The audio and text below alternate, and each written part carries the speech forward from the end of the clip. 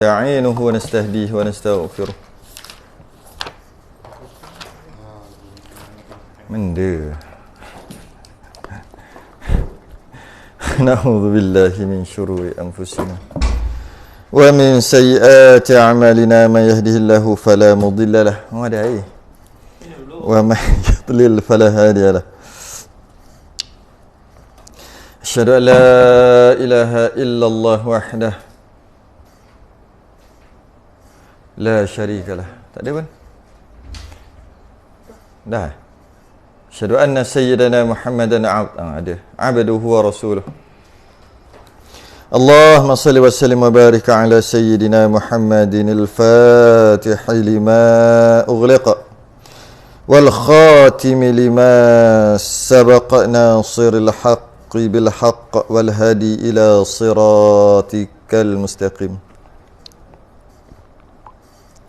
Sallallahu alaihi wa ala alihi wa ashabihi haqqa qadrihi wa miqdarihi al-azim. Allahumma nawwir bil kitabi basari wa atliq bi lisani wa shrah bi sadri wa sta'mil bihi jasadi bi hawlik wa quwwatika fa innahu la hawla wa la quwwata illa bik.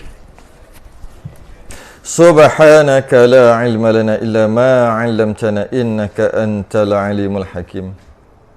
ولا حول ولا قوة إلا بالله العلي العظيم.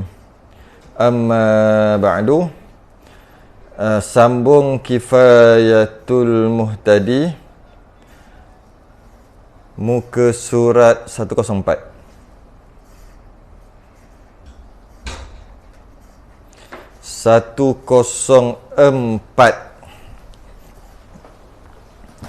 Masuk Allah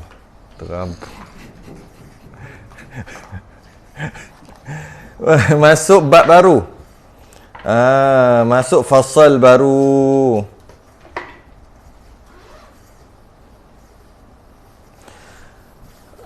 Bukan fasal lama juga, tapi faidatun 104, Jawi, Rumi 132.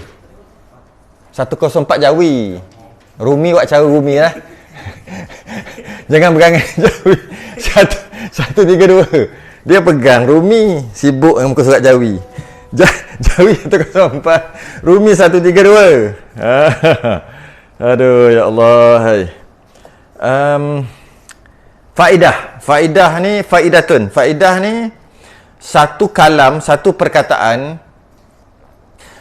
yang mana faedah, bila sebut faedah, dia menyempurnakan perbahasan sebelum atau cabang daripada perbahasan sebelum. Tu faedah. Kalau fasal dia lain. Kalau fasal dia ceraian. Ni bahar besar, kemudian ada ceraian. Tu cerai. Kalau faidatun dia bukan, dia ceraian juga, tapi dia lebih pada macam mana ya? Perbahasan yang lebih luas lagi. Okey, sebelum ni kita bincang berkaitan dengan sujud dalam sembahyang. Okey, lepas tu di faidatun, sujud dalam sembahyang, kemudian dipanjangkan dengan sujud sahwi. Okey, lepas habis sujud sahwi, habislah dalam sembahyang. Mana ada dah. Dia nak tambah lagi sujud yang mungkin tak ada kena-mena pun, tapi sujud juga. Faidatun. Faedah. Tu faedah. Faedah. Jadi nak bincang apa ni? Lepas ni nak bincang sujud tilawah dan sujud syukur. Asalnya dah bincang tentang sujud dalam sembahyang. Kemudian dah bincang sujud dalam sembahyang, dipanjangkan kepada sujud sahwi. Tapi nak cerita pasal ni sujud syukur. Sujud syukur mana ada kena-mengena dengan sembahyang? Faidatun. Maksud apa? Nak panjangkan lagi cerita. Walaupun bukan bab dia, tapi ada kena-mengena jugalah, iaitu sujud. Tapi tu sujud luar sembahyang. Sujud juga kan. Tu maksud faidatun. Kat situ guna faedah tu. Kelebihan yang kita dapat daripada belajar bab sujud sembahyang, sujud rukun dan sujud sahwi, difaedahkan, dilebihkan dengan sujud tilawah dan sujud syukur. Jadi maknanya sujud ada 4 jenis je. Selain daripada 4 jenis ni tak ada.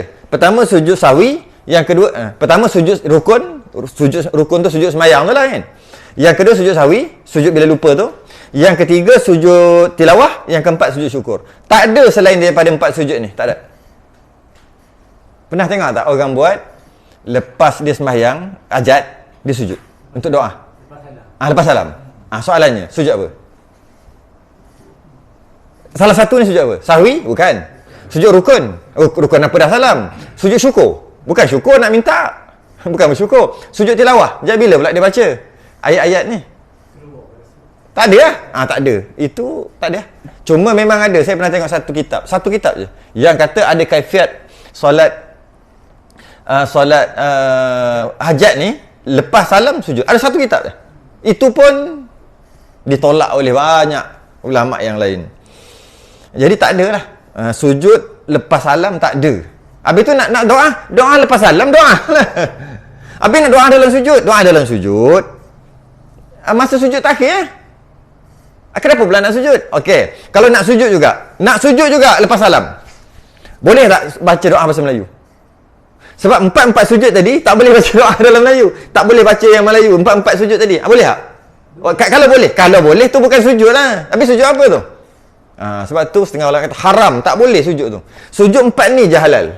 Selain daripada 4 ni haram. Contoh saya saja Pak Allah rasa boring. Topik hari ni pergi sujud kat situ haram. Haram pergi sujud. Nak sujud boleh. Ambil wuduk sembahyang. Lepas tu sujud puas-puas. Boleh. Sembahyang lah. Masa sujud tu sujudlah puas. Boleh. Sujud sembahyang sunat sujud. Tapi kalau saja-saja nak sujud haram. Saja-saja. Walaupun aku nak sujud kerana nak beribadah pada Allah, haram juga. Sebab apa? Sujud apa ni? Dah ada 4. Qasad nak membesarkan berdosa besar.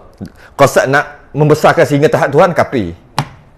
Yalah, sujud makhluk dengan niat Tuhan, kafir lah. Sujud bukan niat Tuhan pun, tapi saja je nak sujud.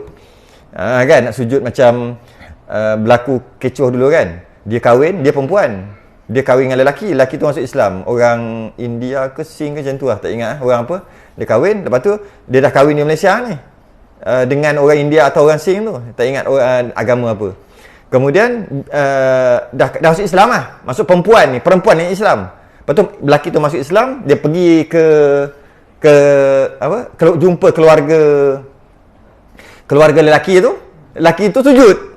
Lelaki tu baru masuk Islam. Sabotaj ke? Allahumma salli wa sallim. Nak masuk ke apa? Mari tengok. Allah, ini okey tak nampak. Okey, baik. Ingatkan nak masuk lah. Ya, boleh. Biar lagi lah, bagi Chan lah. Dia nak rasa juga masuk dalam live. Ni macam tak ada. Ni kira nak wallahualam ke apa cerita ni? Tak ada bunyi? Ni tak ada bunyi? Tutup. Oh.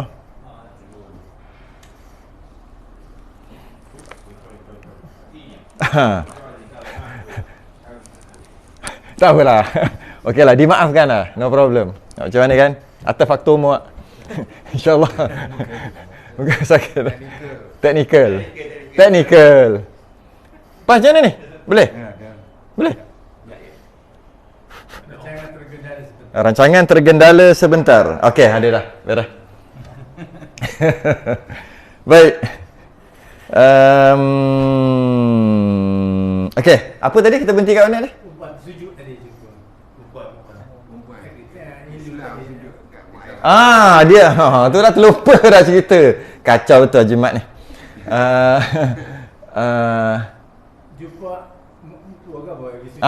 Dia pergi sujud sebab lelaki tu suami dia tu baru masuk Islam, mana tahu sangat pun. Mungkin minggu 2 kot. Bila pergi jumpa keluarga, suami dia ni sujud lah mak ayah dia dekat kampung halaman dia. Si perempuan ni ikut sujud sekali. Sebab dia tak tahu nak buat apa. Semua orang macam pelik, asal tak sujud? Dia orang sujud kan, bukan sujud. Dia pun sujud juga. Lepas tu ada orang komen kata kabeh lah kufur. Tak. Berdosa pastilah berdosa besar. Dosa. Tak tahu pun tak boleh. Bab ni tak boleh, tak tahu pun berdosa.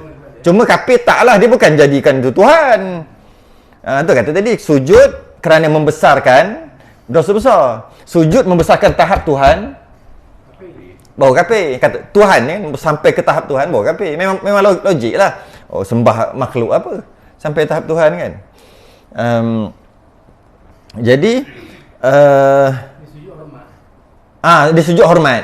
Tapi mana ada sujud hormat? Rukuk hormat ada lagi, sujud hormat. Maka sebab tu tak dimaafkan. Tak dia kata tak berdosa kerana jahil. Tak. Sebab dia maklum minad-din bid-darurah. Benda yang bukan benda halus dalam agama, benda kasar. Kita tahu dah, sujud hanya untuk Allah je. Malah orang kafir pun tahu. Dia bawa masuk Islam tak, yang bukan nak cerita yang bawa masuk Islam, nak cerita soal isteri dia ni. Yang masuk Islam tu tak apalah bawa. Ni yang masuk isteri ni. Kenapa kau sujud sekali? Kan dia orang pun tengok pelik. Asal tak sujud? Makmum, imam sujud. Itulah imam dia sujud makmum. Sebab itulah kan. Lelaki Islam, perempuan kafir, okey digalakkan. Tapi kalau perempuan Islam, lelaki kafir tak berapa galak. Walaupun tak ada masalah, tak berapa galak. Tak berapa galakkan. Malah yang kahwin di antara Islam dengan ahli kitab, perempuan galak. Tapi perempuan Islam, suami dia, laki dia ahli kitab, tak boleh. Bukan tak galak lagi, tak boleh terus. Tak boleh kahwin, tak boleh. Yang tadi bukan ahli kitab. Maka tak digalak. Yang kata ahli kitab ni kahwin bukan masuk Islam Bukan, dia memang kahwin dalam ahli kitab lagi. Kahwin dalam dia, ahli kitab lah kita panggil. Cuma sekarang ni ada ahli kitab ke tidak? Ada ahli kitab. Kristian tak boleh ahli kitab. Boleh tak? Tak boleh tak? Yahudi tu, Israel, boleh ahli kitab? Lagi tak boleh.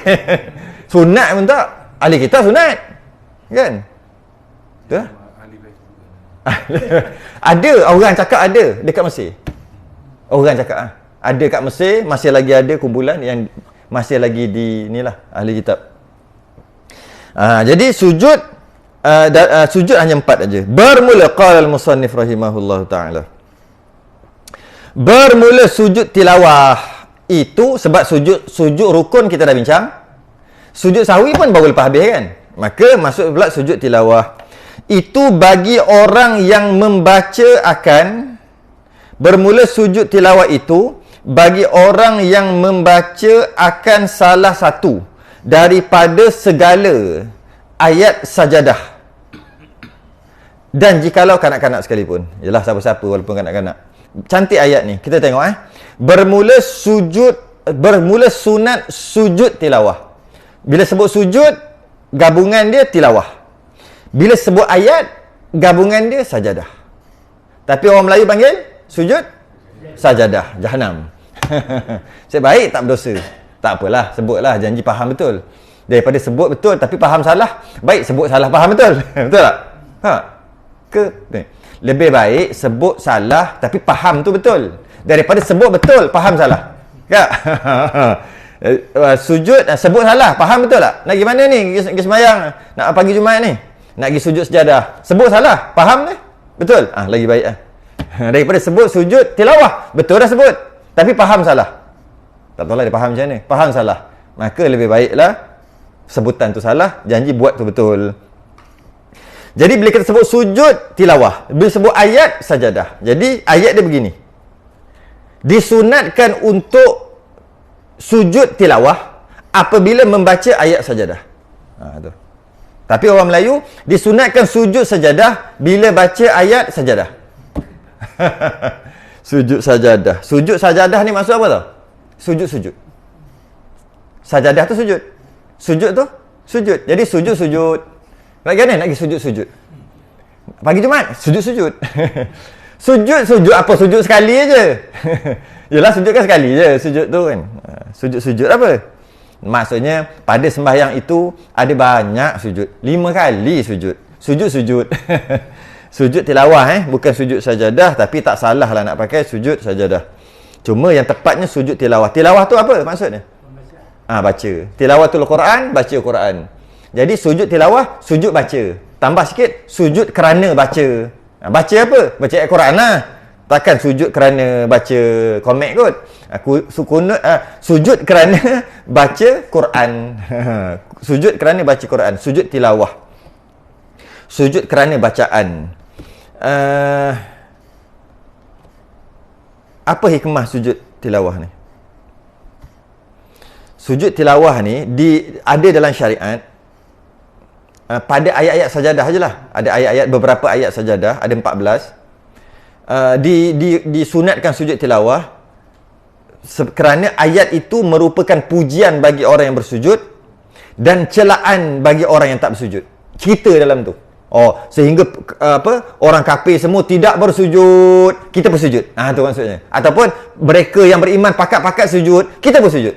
Itu yang dipanggil sujud tilawah. Sujud tilawah adalah kemunasabahan ayat tadi tentang cerita tentang ramai-ramai sujud, maka aku join sekali sujud. Sebab tu sujud. Ataupun kemunasabahan cerita dalam ayat tu tentang mereka semua tak bersujud, aku sujud. Itu ayat. Jadi kalau ayat sujud tilawah, kata kenapa ada sujud tilawah? Apa hikmah sujud tilawah? Hikmahnya adalah bacaan ayat tadi berkaitan dengan ramai orang sujud, orang beriman sujud, ataupun cerita tentang orang kafir yang tak nak sujud walaupun telah disuruh sujud. Kerana itu ada pensyariatan sujud tilawah. Sunat tak wajib. Yalah, kalau dalam ayat tu celaan bagi orang yang tak sujud, kita sujud, maka kita tidak termasuk dalam celaan itu. Tu. Memang ada banyaklah daripada hadis cerita tentang Abu Hurairah cerita tentang bila anak Adam baca ayat sajadah lalu sujud, maka syaitan menangis. Syaitan kenapa pula nangis? Celaka aku, kata syaitan. Anak Adam dia suruh sujud, maka dia sujud. Tapi aku disuruh sujud, aku menolak, maka untuk aku neraka. Syaitan tahu tempat dia neraka. Sebab tu dia akan menangis apabila anak Adam tu sujud. Sebab dia kata, aku tak sujud. Tapi dia tak nak sujud pun. Syaitan lah. Pensyariatan ni juga, cerita Sayyidina Umar cerita, pernah pagi hari Jumaat, Nabi tengah khutbah, kemudian baca surah An-Naml. Baca surah An-Naml, Nabi baca dalam atas mimbar sampai ayat An-Naml, ada ayat sajadah, Nabi pun turun sujud kat bawah. Sebab nak sujud kat atas mimbar tu tak muat kot. Dia turun bawah, sujud. Bila tengok Nabi sujud, sahabat semua pakat sujud. Kemudian pada Jumaat berikutnya, Nabi baca lagi ayat-ayat sajadah di atas mimbar. Kemudian Nabi tak sujud. Kemudian Nabi sebut ni, saya sempat tulis. Ya ayuhan nas, wahai manusia. Minggu pertama Nabi baca surah An-Naml, ayat sajadah, Nabi sujud. Minggu kedua baca yang sama hari Jumaat kat mimbar tapi tak sujud. Kerana Nabi kata, ya ayuhan nas, wahai manusia. Innama namurru bis sujudi. Sebenarnya kita tidak diwajibkan untuk sujud. Sebab tu sujud tilawah tak wajib. Faman sajada faqad asaba. Sesiapa yang sujud, maka siapa yang sujud, maka dia telah melakukan perkara yang betul. Perkara yang benar, yalah. Asaba, sawab. Wallahu a'lam bis-sawab. Kan? Asaba. Faman sajada faqad asaba. Sesiapa yang sujud, maka dia telah benar. Dia betul. Baguslah sujud, bagus. Wa man lam yasjud, siapa tak sujud, fala isma alaih, maka tidak ada dosa atasnya. Tak dosa. Sebab itulah sujud tilawah ni sunat. Itu pensyariatan lah, sedikit sejarah sebelum kita nak masuk ni. Jika dia sujud, macam mana sujud pada waktu ni? Pada waktu yang diharamkan solat. Matahari lepas sembahyang subuh, lepas sembahyang asar, matahari tegak atas kepala.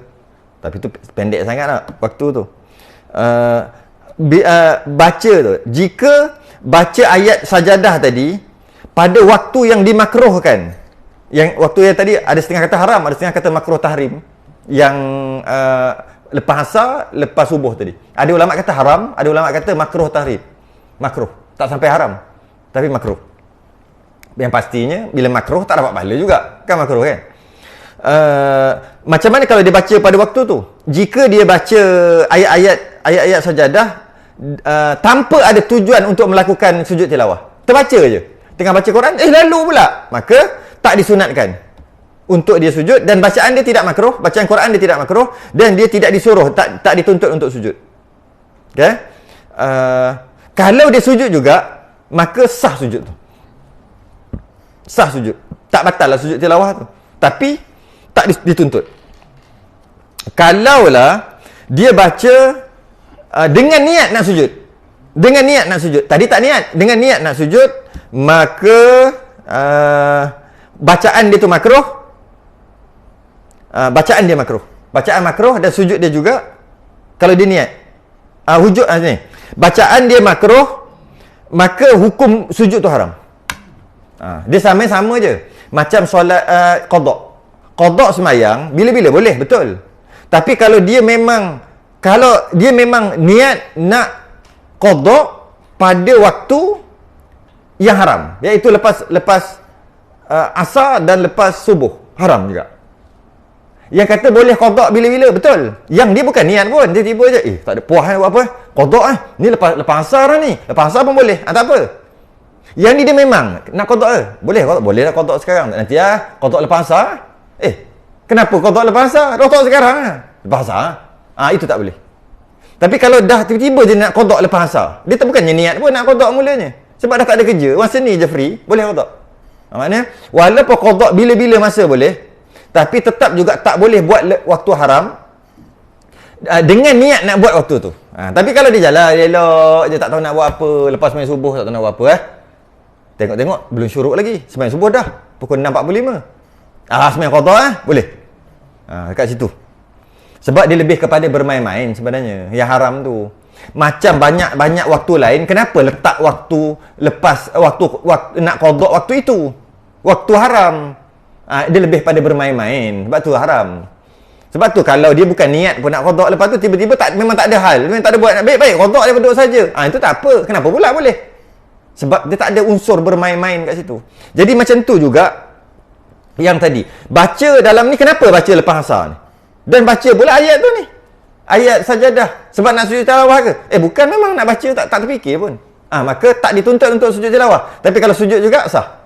Tapi tak dituntut. Kalau dia memang niat nak, hukumnya haram.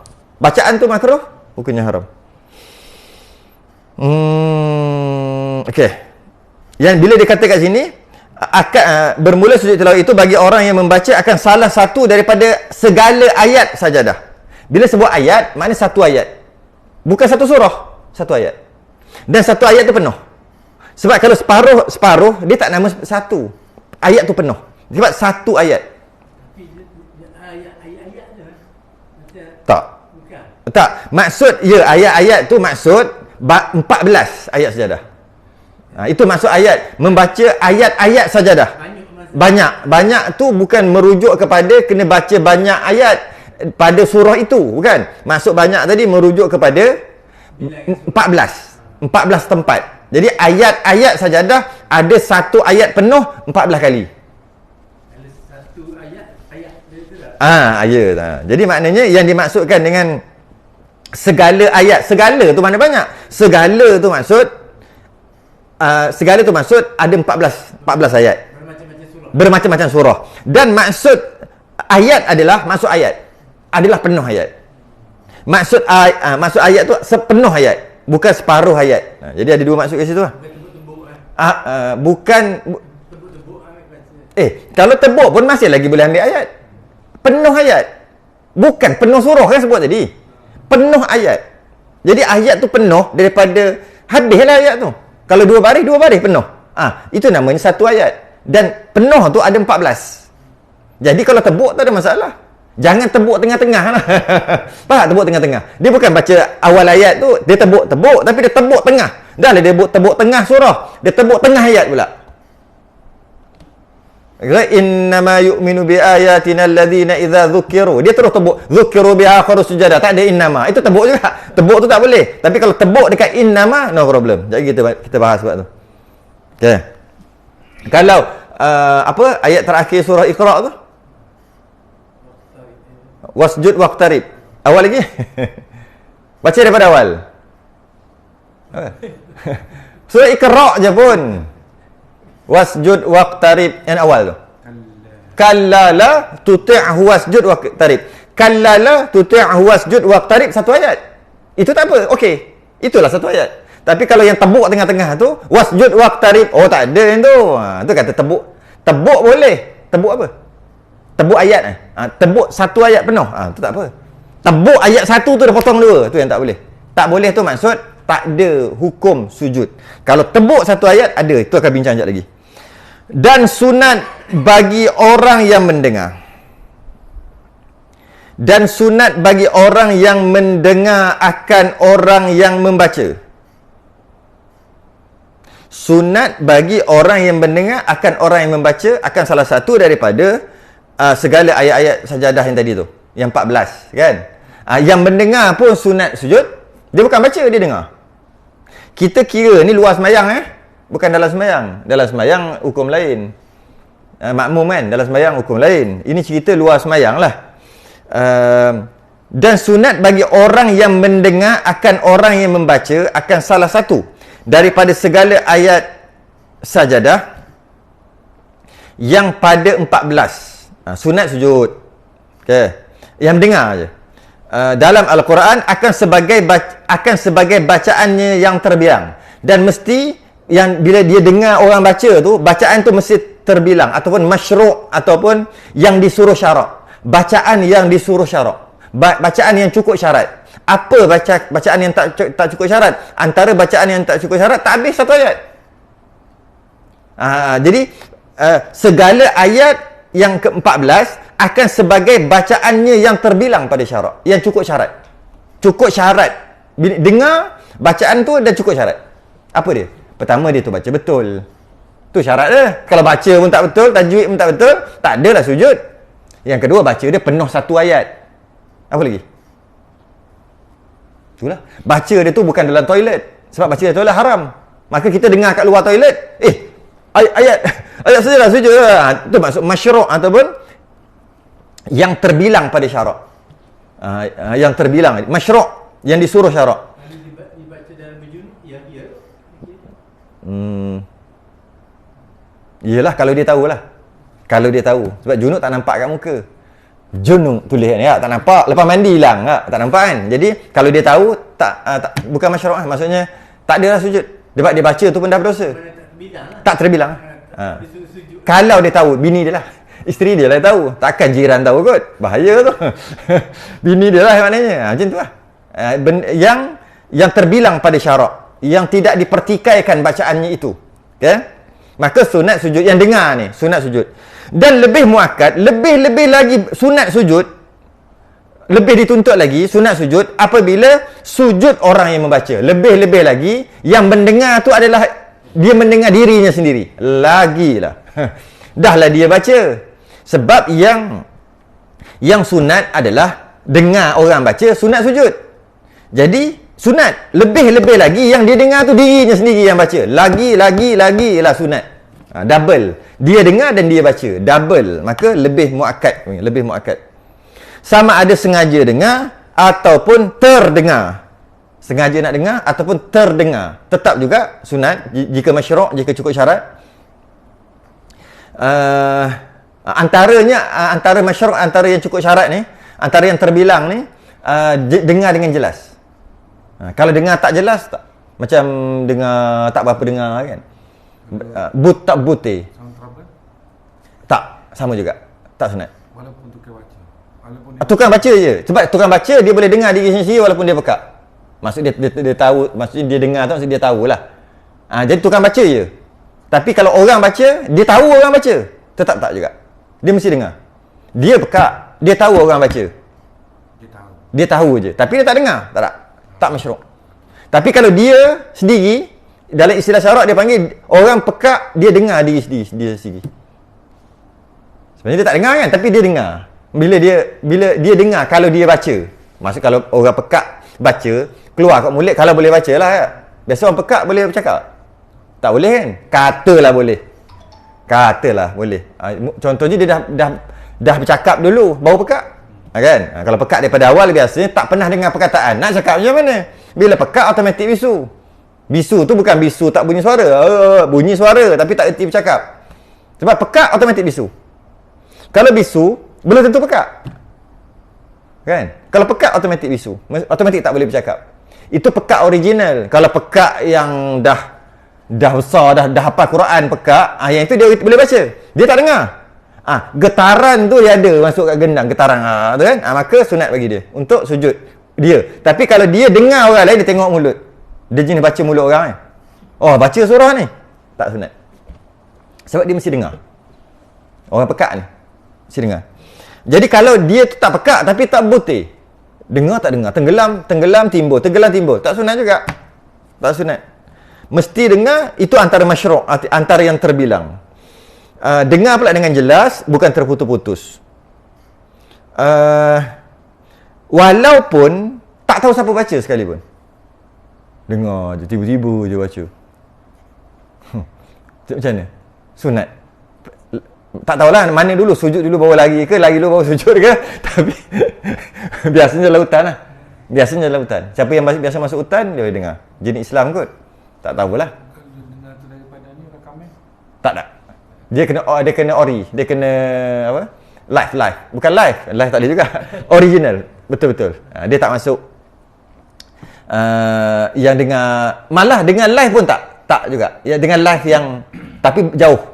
Dia mesti dalam majlis itu. Dia dalam majlis. Baru sunat. Okay. Walaupun dia tak tahu siapa, tapi dengar suara. Siapa? Sujud lah. Lepas sujud lari. Tapi kalau Mas Jadi lari dulu ke sujud dulu? Ngaku. Mas Jadi sujud dulu lah. Ya, jadi sujud sawi. Sujud sawi tu. Ada 2 kali sujud. Habis nak sujud-sujud, kata ayat sajadah tadi. Kat mana ayatnya? Ceritalah ayat sikit kan. Yang kita tahu surah sajadah je lah. Ada 14. Ada pun tempatnya yang 14 itu. Ada dalam 14 tempat. Iaitu pada surah Al-A'raf dan pada surah Ar-Ra'd dan pada surah An-Nahl dan pada surah Al-Isra' dan Maryam dan pada Al-Hajj pada 2 tempat. Ada 2 tempat dalam Al-Hajj. Dan pada surah Al-Furqan dan surah An-Naml dan surah As-Sajadah dan surah Fussilat dan surah An-Najm dan surah Al-Insyiqaq dan surah Iqra'. 14. Saya sempat cari dan salin ayat ke berapa. Mari kita baca dia punya makna. Surah Al-A'raf yang pertama ayat 206. Okey. Maksud dia ayat tu sentiasa bertasbih baginya serta hanya kepadanya mereka bersujud. Sebab tu sujud. Satu.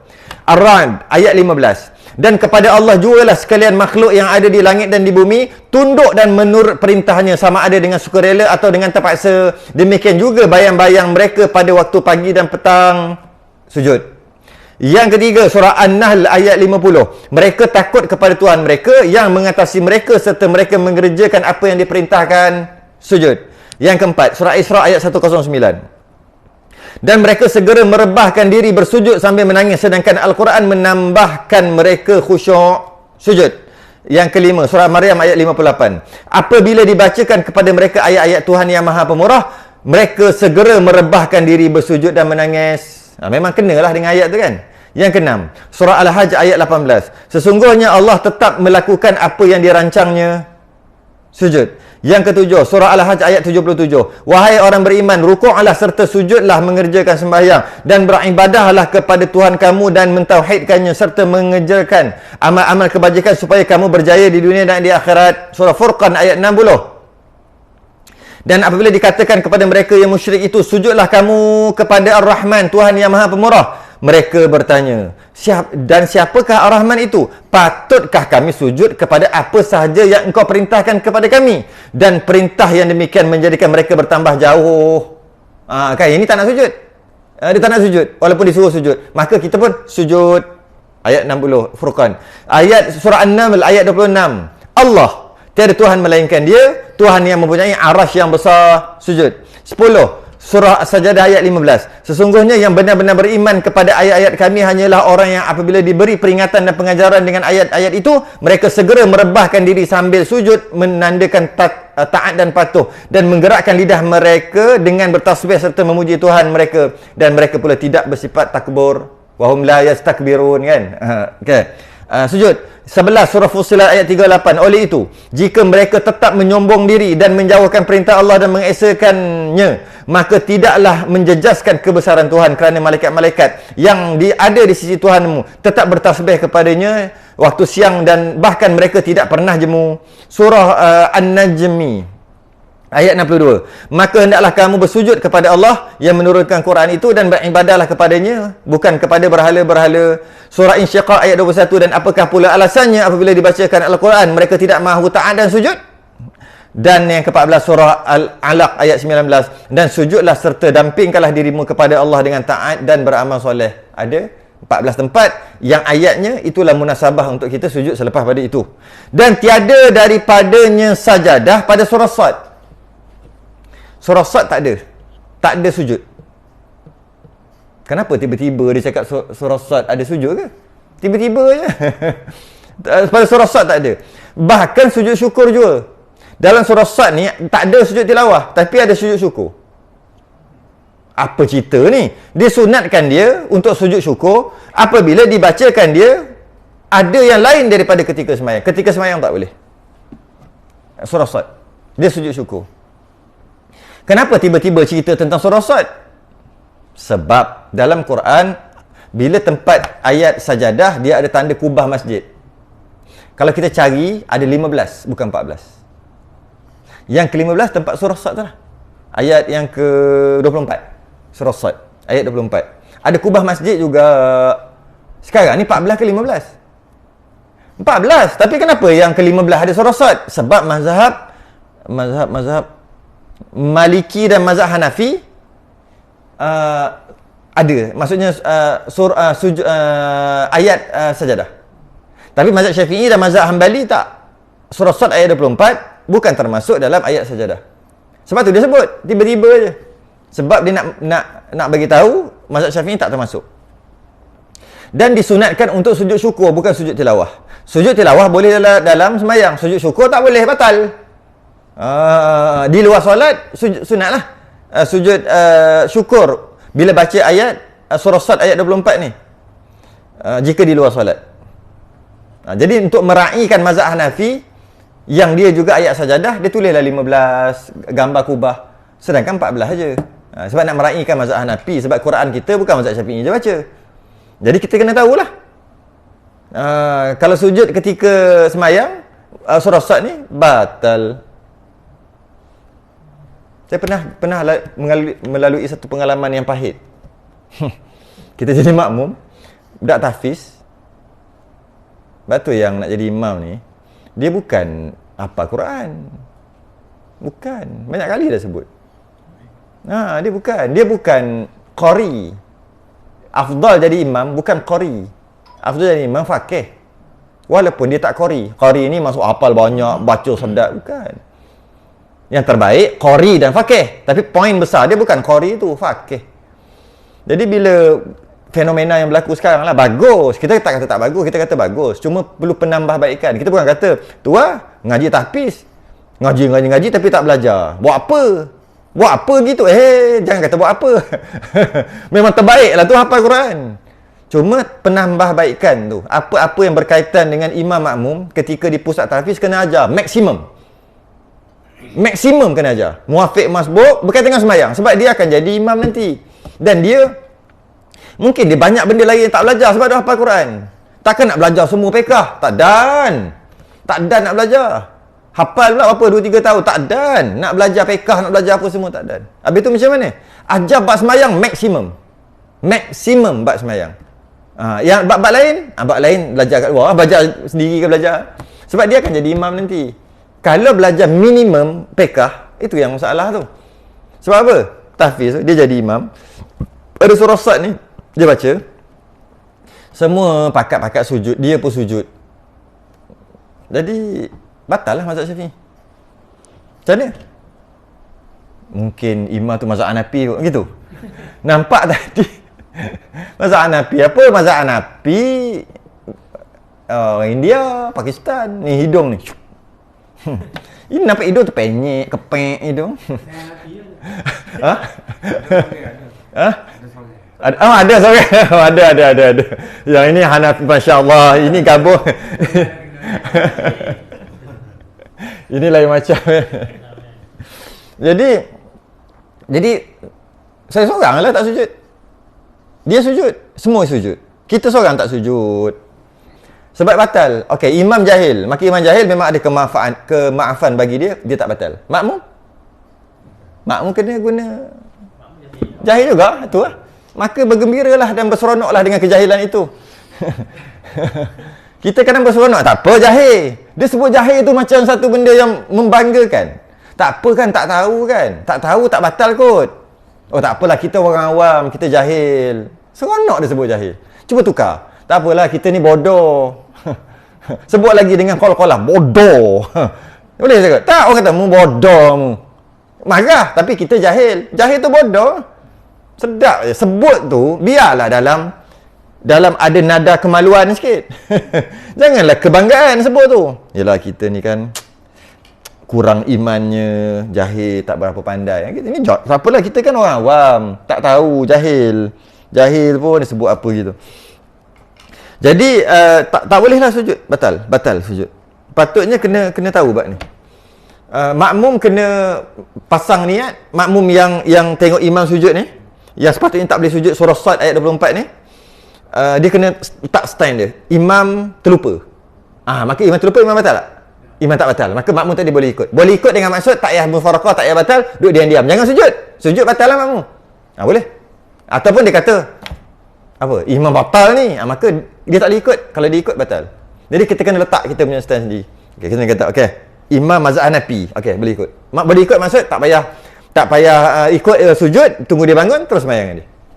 Atau imam jahil yang dimaafkan, maka duduk diam, berdiri, imam bangun, ikut, follow.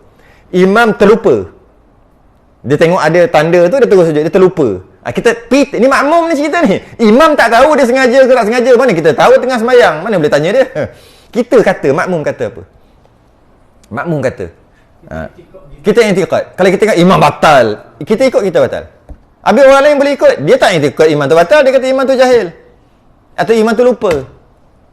Sebab tu itu yang berlaku kat Mekah apa kan. Imam tengah baca batal. Imam Ibrahim. Makmum yang ikut apa? Batal tu. Mazhab Syafi'i batal. Dia tak boleh ikut. Tapi yang lain kata, tak batal mazhab Hanafi.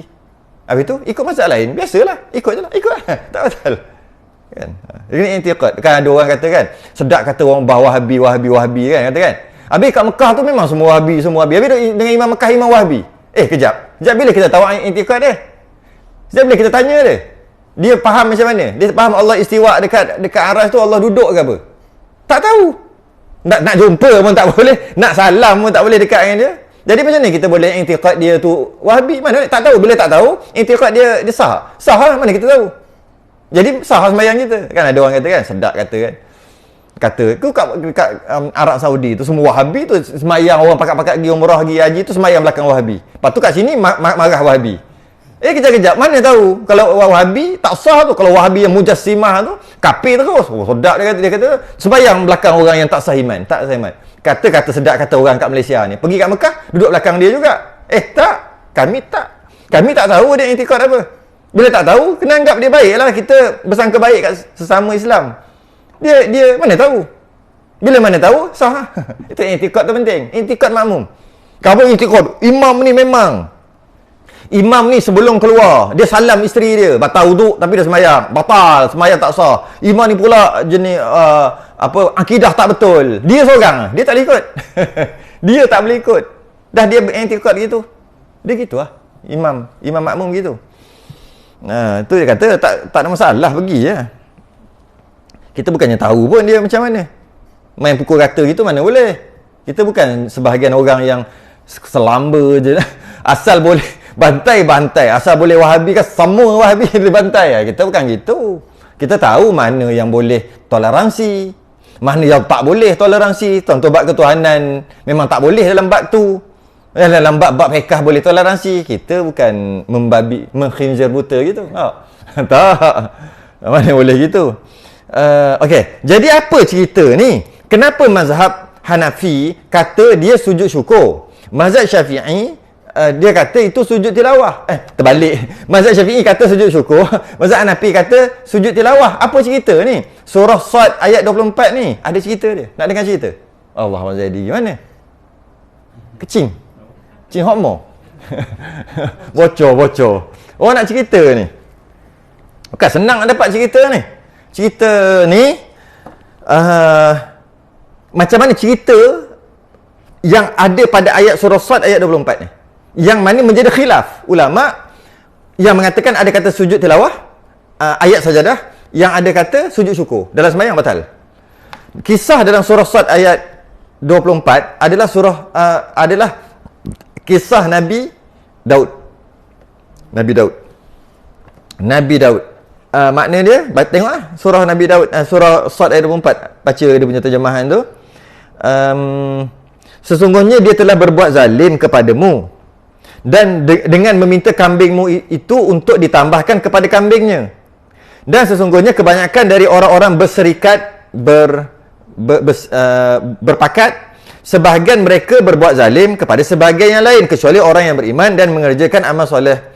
Dan amat sedikitlah mereka ini. Dan Daud mengetahui bahawa, Nabi Daud mengetahui bahawa kami mengujinya, Allah mengujinya. Maka ia pun meminta ampun kepada Tuhannya, lalu tersungkur sujud dan bertaubat. Sujud apa? Mazhab Syafi'i kata sujud syukur. Mazhab yang lain kata, mazhab Hanafi kata sujud tilawah. Tahulah, kita baca-baca pun cerita apa tu. Nabi Daud buat apa ni? Nabi Daud ada yang paling masyhur lah. Ni kisah yang paling masyhur. Nabi Daud, dia raja dan dia hakim, kan? Nabi Daud, dia raja dan dia hakim. Tiba-tiba datang, dia tengah tidur dekat dalam bilik dia. Tiba-tiba datang 2 orang. Ada riwayat kata 2, 3, 4 orang, tapi kita ambil 2 orang datang, bergaduh. Cerita dia gitu aja. Detailnya mungkin kena baca tafsir-tafsir yang lain ya. Ni secara ringkas. Datang bergaduh. Dia kata, kambing aku. Dia ni kata, aku ada riwayat kata 99 ekor. Aku ada seekor, dia ada 99 ekor. Kambing aku, tak kisahlah, number tu tak penting lah. Kalau bukan 99 ekor pun beberapa ekor lah. Banyak ekor. Yang seorang lain ni seekor. Jadi bila kambing aku, dia nak kawan, dia pergilah kat sana. Bila dia pergi sana, dia ni, tuan ni mengaku. Kalau kita letak number 99, dah jadi 100 dia punya. Mengaku. Padahal salah seekor tu aku punya. Tapi aku tak ada bukti. Macam tu lah lebih kurang. Tak ada bukti lah sebab dia duduk kat sana semua. Kau tengok Kau tengok. Aku panggil kambing aku, semua datang. Kalau kambing kau, saya tak ikut kau. Padahal kambing tu dia seekor, dia nak berkawan. Okay. Jadi Nabi Daud tu Nabi Daud dengar satu je. Yang Nabi Daud dengar satu pihak. Iaitu dia kata aku punya, kau tengok ni buktinya. Dia tak ambil serius dengan seorang lagi. Tak berapa dengar tapi macam tak ambil serius. Akhir sekali dia terus buat jatuh keputusan sebab tiba-tiba semak tiba-tiba dalam bilik. Pelik tak? Dalam bilik ada orang bergaduh. Kambing aku. Tak tahulah cerita dulu macam mana. Asalnya dia tak tahu lagi. Akhir sekali bila dia dah buat keputusan, barulah hilang. Lepas dia buat keputusan, okey, kambing ni kau punya. Maknanya aku dah lah seekor. Dia ambil habis aku tak ada kambing dah. Dia macam tak berapa dengar pihak yang kedua ni. Sebab dia nampak pihak pertama lebih tu. Patut dia kena dua-dua pihak lah dengar. Lepas tu dia, kau apa hal dia masuk bilik aku? Macam tu lah. Macam mana boleh ada bilik lepas pengawal ke apa? Tak tahulah cerita macam mana. Akhir sekali dia buat keputusan cepat-cepat. Dia macam serabut. Cepat-cepatlah selesai macam tu. Kemudian hilang. Bila hilang tu baru dia tahu. Bila dia tahu, rupanya malaikat. Tu yang uji ni. Dia kata, tiba-tiba, sesungguhnya dia telah berbuat zalim kepadamu dengan meminta kambingmu itu untuk ditambah kepada kambingnya. Boleh cerita, boleh faham. Okay? Dan sesungguhnya kebanyakan dari orang yang berserikat, orang yang berpakat tadi, maksudnya seolah-olah Nabi Daud berpakat dengan yang geng kaya yang banyak kambing tadi lah, berbuat zalim kepada sebahagian lain sebab tak dengar oleh satu lagi punya hujah. Mentang-mentang lah dia seekor je. Kecuali orang beriman aja dan mengerjakan amal soleh. Dan amat sedikit mereka itu. Okay? Dan Daud lepas tu hilang tu. Dan Daud mengetahui bahawa kami mengujinya. Baru tahu, ujian Allah tu malaikat. Maka ia meminta ampun kepada Tuhannya, lalu tersungkur sujud. Sujud apa? Mana lagi kalau kita otak kita lah. Mana lagi? Sujud tilawah. Tak kena. Nampak kita lah. Tak kena. Sujud syukur mana bersyukur Atas nikmat ke atas? bersyukur atas teguran. Dah tahu teguran nasib baik tak betul-betul. Kalau betul-betul, kalau hakim maksudnya kalau betul-betul lah orang betul-betul kan. Macam mana? Kan dia telah menzalimi. Ini bukan betul-betul. Ini cubaan. Bukan betul-betul, ini cubaan. Yang kata isteri itu yang kata Itu Israeliat. Isteri. Pernah dengar cerita isteri tak? bukan nak sindir orang ni cerita ni. Dia compare cerita ni. Memang itu Israeliat. Oh, Nanti nak cerita Israeliat, boleh kita cerita Israeliat. Sekejap lagi. Sekejap. jadi dah tak. Itulah Muzadi tak ada. Dia suka lah cerita-ceritanya ni. Dia tak ada pula. Allah. Dia ada rakaman. Dia tengok balik. Dia tengok balik. Okey. Jadi kata Ibn Abbas, sajadaha Daud taubatan. Nabi Daud sujud kerana taubat. Wa nasjuduha syukran. Kita sujud kerana tanda syukur. Tanda kita ni bersyukur. Yang maksud bersyukur taubatnya diterima Allah. Kita taubat lah. Taubat, Nabi pun taubat. Taubat buat dosa lah. Bukan. Hasanatul abrar, sayyiatul muqarrabin. Rasanya dah pernah dengar kot. Penat lah nak ulang yang tu. Kan? Hasanatul abrar, sayyiatul muqarrabin. Bagi para rasul, benda tu tak salah pun. Bagi kita, normalnya tak salah pun. Tapi, bagi orang yang mempunyai martabat yang tinggi, itu dah kira salah tu. Dah kira salah kan. Jadi okey. Yang cerita tadi ada dalam Old Testament. Cerita yang Pok Los cerita tadi. Cuba cerita sikit tengok. Nak mic. Sebab dia cerita macam best. Isteri ada 99 ke 9? Nabi Daud kita jangan panggil Nabi Daud sebab dia Old Testament, kita tukar David. David ada 99. Cerita dia macam tu kan? 99 isteri. Memang betul pun. Okay, cerita tu lah betul. Cerita tak betul tapi memang betul pun cerita itu ada. 99. Kemudian dia tengok seorang perempuan, memang dia telio. Nak perempuan, nak kahwin. Tertarik. Tapi rupa-rupa lepas kaji-kaji, tu bini orang. Laki dia banyak riwayat lah. Banyaklah. Old Testament banyak riwayat. Antaranya dia kata laki dia tengah pegang. Ada di medan peperangan. Ada kata tak, laki dia ada je. David tu yang hantar ke medan peperangan. Tak kisahlah mana satu. Dan dia hantar banyak medan peperangan yang tak boleh menang.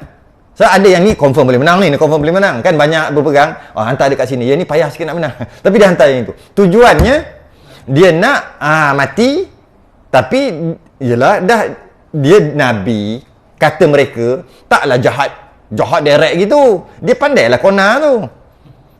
Kalau kata dia pergi rampas perempuan tu, nabi apa je tu kan. Jadi dia pandai kona. Dia hantar dan dengan harapan mati. Sebab tempat tu memang tak boleh menang. Maka mati betul. Aku tak bunuh dia. Tapi fahamlah. Dia nak suruh orang ni berhenti kerja. Dia pergi post dekat Sarawak. Betul orang tu berhenti kerja, jadi mengajar cikgu berhenti kerja. Sebenarnya dia nak bagi berhenti, tak. Pandai. Macam tu lah. Apa-apa tak puas hati je. Hantar jauh-jauh, hantar kat pedalaman. Orang ni berhenti. Siapa suruh kau berhenti? Jadi bila macam tu dia kahwin lah. Dapatlah dia sebagai menegur putar belit David ni. Maka Allah hantar malaikat untuk cerita tadi. Untuk cerita tadi, akhir sekali tersedarlah David tadi bahawa sebenarnya dia telah salah dan dia bertaubat. Tapi taubat pun dah dapat lah. Yang best lagi, dengan bila berkahwin dua tu, lepas sedar, dah sedar, dah kahwin dulu baru sedar. Sebab kambing tadi lah, kiasan malaikat kata aku dah ada 99 kambing, yang orang pertama, padahal malaikat tu. Kemudian dia kata dia ada aku ada 100 ekor. Yang ni kata tak, aku ada seekor, dia ada 99. Kambing aku pergi kat kambing dia. Akhir sekali Nabi Daud kaji apa, Nabi Daud pun katalah, David tu lah, dia katalah, mana boleh engkau dah ada 99. Tapi cerita dia lain sikit ni. Engkau dah ada 99. Ini dia punya. Engkau dah 99, dah banyak dah, kau nak ambil dia untuk apa? Maka terjatuh, tersungkur dia. Aku dah ada 99 isteri, ambil juga apa-apa. Itu yang tersedar, maka sujud taubat. Itu Old Testament. Maknanya jangan main nampak gitu, baca Old Testament tu. Old Testament. Sebab kisah ni ada kat Old Testament, New Testament. Dia boleh tahu. Mana dia baca. Jangan main-main tu. Nampak gitu. Tapi yang menarik lagi, dalam Old Testament juga, lepas anak daripada dua orang ni, David dan yang dikahwin dengan perempuan tadi, dapat Solomon. Siapa? Sulaiman. Nabi Sulaiman. Kurang hajar betul. Kita kata kurang hajar lah. Dah dia kata Nabi Daud tu begitu perangainya. Gila sek macam tu lah. Lepas kahwin-kahwin tu, dah mati laki dia, kahwin-kahwin dapat anak jadi Nabi juga. Nabi Sulaiman lah kita kata. Diorang itu Solomon. Itu dalam Old Testament Dalam New Testament lagi lah pelik cerita dia. Tu lagi pelik. Okey. Dan disunatkan. Kalau makmum tu tak tahu surah Sad ni, Dia follow juga. basically memang tak tahu lah kan. Imam Imam je yang tahu kan. Akan lambat. Ada kes lah. Oh, imam tahu. Imam tahu, Imam tahu tak perlu sujud. dia sujud. Oh, imam tahu. Ada kes sujud tadi. Oh, imam tahu surah Sad tu ada tanda kubah. Dia tahu sebab dia tahfiz tadi. Okey. Yang lain tu tak tahfiz. Makmum imam tahfiz. Makmum tahfuz. Imam hafiz, makmum mampus. Okey. Okey, jadi imam yang dia tahu itu cuma ada tanda kubah aja. Tanda masjid tu, itu yang dia tahu. Maka dia menganggap itu adalah ayat sajadah lah. Okey. Itu imam. Makmum apa pun tak tahu. Bila imam sujud dengan anggapan ayat sajadah kan, sujud, sedangkan salah, batal. Tapi kalau dia tak tahu, maka jahil, maka tak batal kerana kejahilan itu. Makmum tengok imam sujud, oh maknanya ada ayat sajadah. Aku bukan kata Sad, surah lain pun aku tak tahu, yang aku tahu sajadah tu je. Contoh gitu kan. Yelah kot, follow lah. Maknanya makmum pun jahil lah juga. Maka itulah, pakat-pakat dalam masjid tu bergembira lah dengan kejahilan. Yeay, pakat-pakat jahil, terbaik kan ni, grup jahil. Kita semua serupa, sama-sama jahil, terbaik. Macam tu lah. Jadi tak batal. Sebab tu kata Kecuali makmum tahu, dia tak boleh sujud. makmum tahu dia tak boleh sujud, dan makmum tahu dia tak boleh sujud. Ya.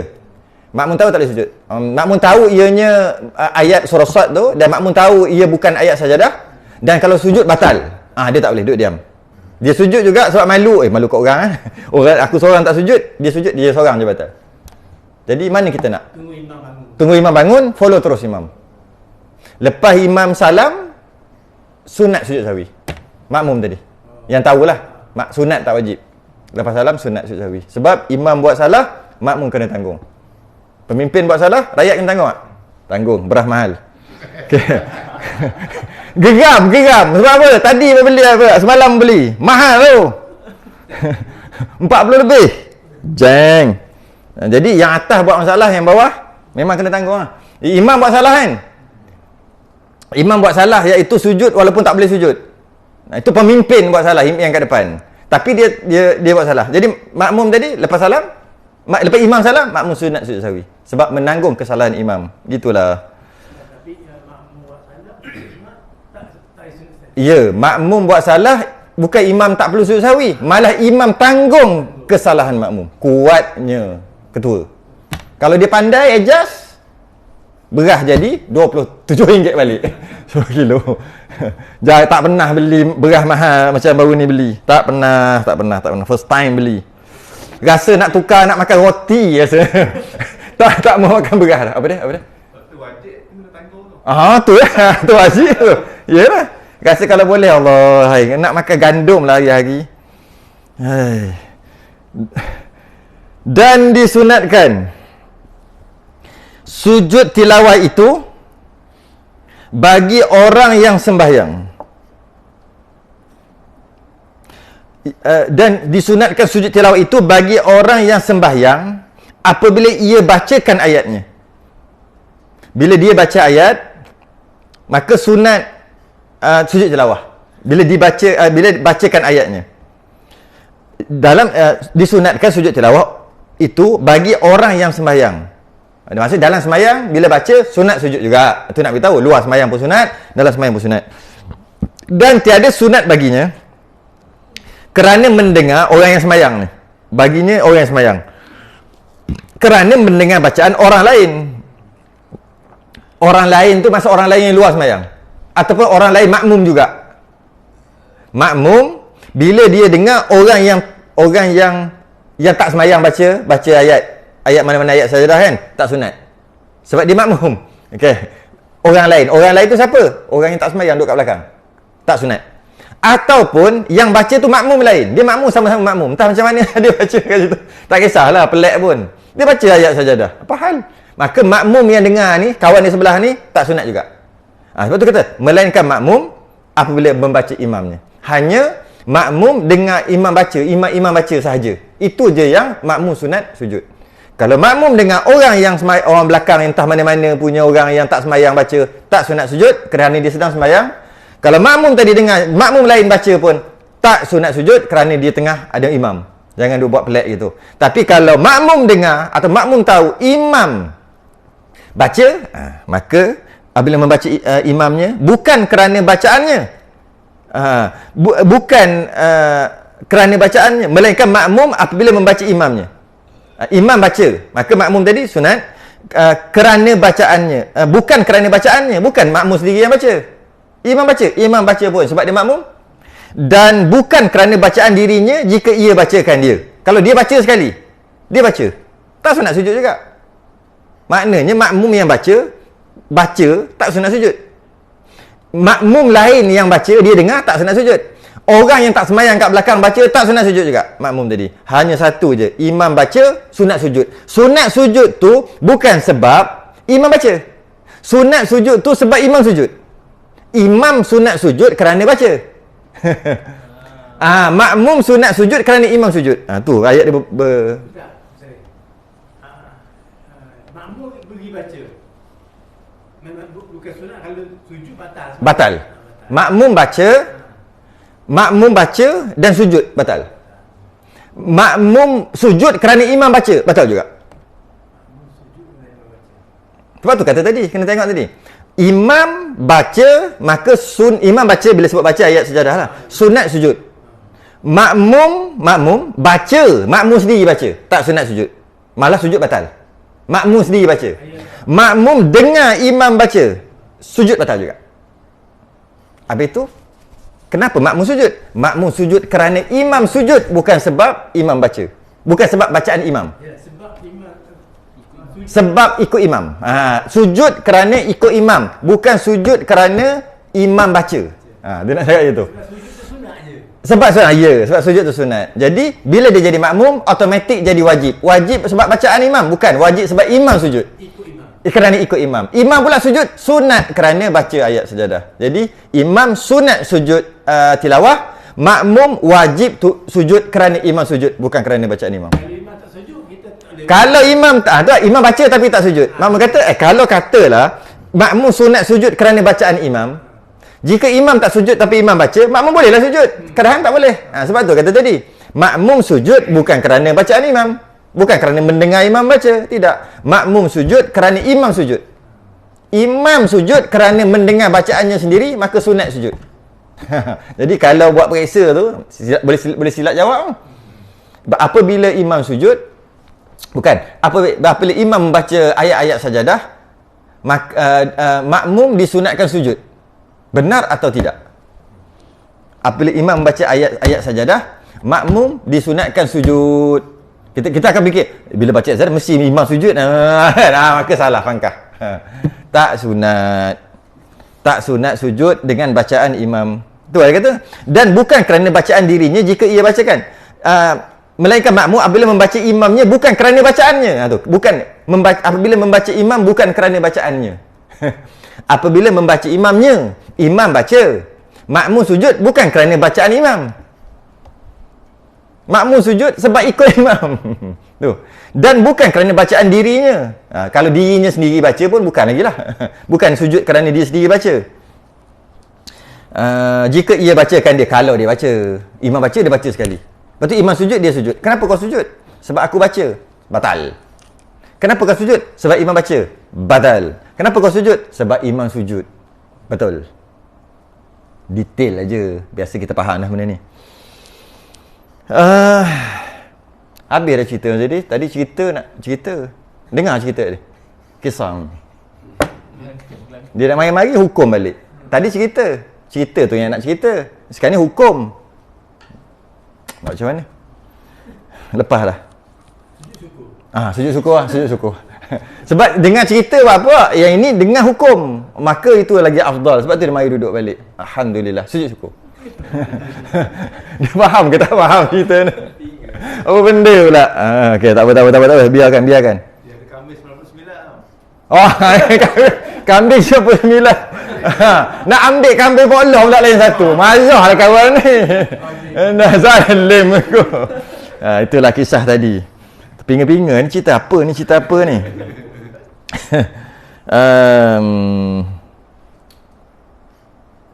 Okey. Cuma adalah hukum-hukum yang berkaitan sikit yang tak ada dalam kitab kita pun. Contoh hukum yang berkaitan jika dia sujud imam dia sembahyang dan dia nak baca surah tu kerana memang nak sujud. Dalam kitab Sabilal boleh cari. Ni pakar Sabilal ni. Oh, jangan main. Khatam 3 kali. Hancur kitab. 3 kali khatam. Lepas belek ni Sabilal ni memang dalam dada lah ni. Dan Sabilal ada. Ni silap kalau tanya dia boleh tahu muka surat berapa, baris berapa. Belah kiri atas tau. Oh, ingat tau. Ni Sabilal, gang Sabilal ni. Okey. Dalam Nabila kejap lagi Nabila kejap lagi. Sekarang Sabilal dulu. Okey. Dalam Sabilal dia kata jika dia niat sebelum sembahyang ni, niat nak baca surah tu kerana nak sujud, tak sah, batal sembahyang. Dia kira menambah rukun. Kecuali pagi Jumaat aja boleh niat. Pagi Jumaat niat nak baca surah saja kerana nak sujud. Kerana dia masyru' juga. Disuruh, maka Nabi suruh tiap-tiap kali sembahyang subuh pagi Jumaat ada sujud sajadah rakaat kedua insan. Maka dengan niat nak baca dan nak sujud, no problem. Hanya pagi Jumaat saja. Tapi kalau dia memang nak baca surah ni nak baca apa tadi, insyiqaq nak baca iqra' nanti boleh sujud. Masa sebelum sembahyang ni, Allahu Akbar. Masih dia sujud tu batal. Tak boleh. Tak boleh rancang. Dia boleh tiba-tiba terbaca wasjud waqtarib. Terbaca. Memang bukannya niat nak sujud pun. Sujud. Okey. Cuma makmum huru-hara.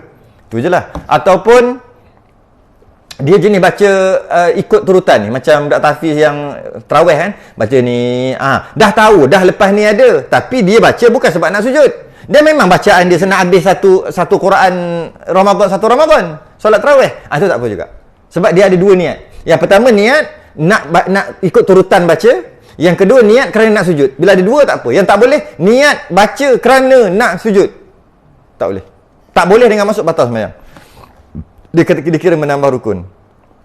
Habis yang tadi aku tak niat, tak tahu nak baca surah apa. Pilih aja surah. Kena pula ayat tu. Boleh sujud. Maknanya dia niat nak baca surah.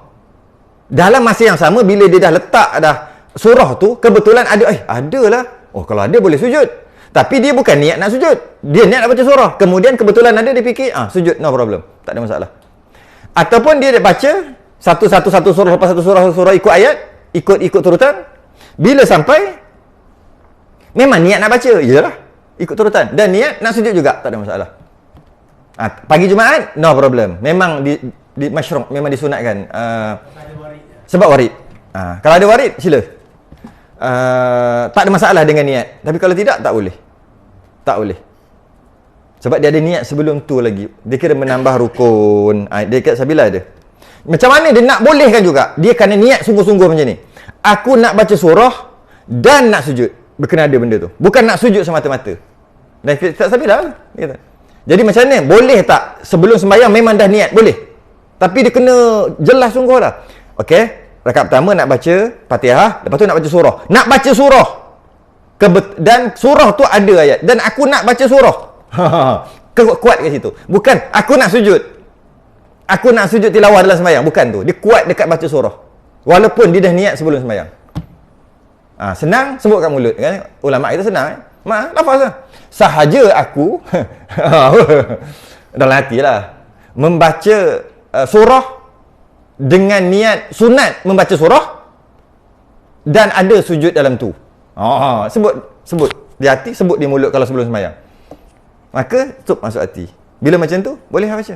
Walaupun kita panggil niat jugalah dia nak niat sebelum sembahyang, tak sah. Tak juga. Sebab dia betul-betul lebih kepada nak baca surah. Buktinya dia sebut sampai ke mulut.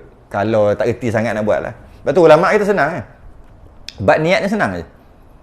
Pening balik, susah nak faham niat. Sebut dengan mulut. Dah, okay, dah settle. Tu lafaz-lafaz ni besar benda, bukan benda kecil. Ya. Nampak sunat je. Ada yang kata tak sunat pun. Mazhab Syafi'i juga tak sunat pun dia kata. Ada yang kata sunat. Bila kata kait dia sunat kerana membantu hati. Dia kait dia kat membantu hati. Jika tak membantu hati tak sunat. Lafaz tak sunat jika tidak membantu hati. Jadi kita ni hati sentiasa problem, sentiasa sunat. Sentiasa perlu bantuan. Iyalah. Ke hati tak perlu bantuan? Nak tengok sikit muka comel tak comel, kau huduh yang tak perlu bantuan hati dia ni. Jadi sentiasa perlu bantuan hati kita yang penuh dengan keduniaan, penuh dengan zulumat. Maka sentiasalah usalli. Sebab perlukan bantuan. Sebab tu tak ada masalah pun. Jadi macam mana nak selesai? Nak selesai, lapas. Kan yang cerita baru ni tu kan? Yang dalam kita cerita kisah siapa? Imam Masjid Haram tu lah. Bukan. Lupa dah apa. Ulama' dulu. Tak ingat siapa ulama' ni. Ada cerita baru ni. Ayah dia nak pukul dia, kena pukul anak kan mesti niat lillahi ta'ala. Tak boleh pukul kerana geram. Oh aku geram, tak tengah cakap aku siap nak pukul. Tapi kena niat lillahi ta'ala. Macam mana nak niat lillahi ta'ala sedangkan tengah geram? Macam mana? Sahaja aku pukul anak aku kerana Nabi yang suruh sebab dia tak sembahyang kerana Allah Ta'ala. Kan? Niat sebut di mulut. Dia kata, yang nak kena pukul dia kata, dia kecil lagi, sekarang dah jadi ulama besar lah masa tu. Belum sempat ayah aku nak pukul, tengah baca niat, aku lari dah. Dia kata. Nak pukul pun usalli juga ke? Usalli lah. Nawaitu juga ke nak pukul? Dah payah sangat nak kontrol hati nak macam mana? Sebut dah mulut. Bila sebut di mulut, hati clear. Tu besar nafas ni. Orang yang tak faham je lapas ni bid'ah ke apa, dia tak faham. Besar lapas ni. Nak di antara garis halus di antara niat tu, garis qasad tu, qasdu syai'in muqtarinan bi fi'lih tu. Qasad tu, garis halus. Jadi bila kata ada je sebut kat mulut, memang garanti lah. Memang dah ada duduk tengah-tengah tau. Sempadan. Tak tahu niat ke nak niat macam mana. Nak macam mana, apa niat lillah ta'ala ke apa. Sebut kat mulut, terus masuk ke belah. Terbuka terus. Tu niat ni besar. Cuma mazhab Syafi'i, lafaz niat sunat jika membantu hati. Tak apalah, aku tak payah dia bantu. Memang orang cakap macam tu. Tengok. Tak bantu konon. Hebat sungguh tak bantu konon. Tak perlu bantuan konon hati dia. Nak macam mana? Mai sini.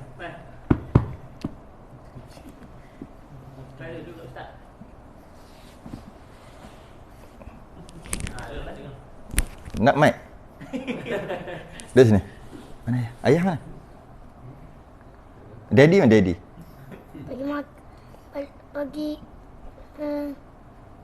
Pergi?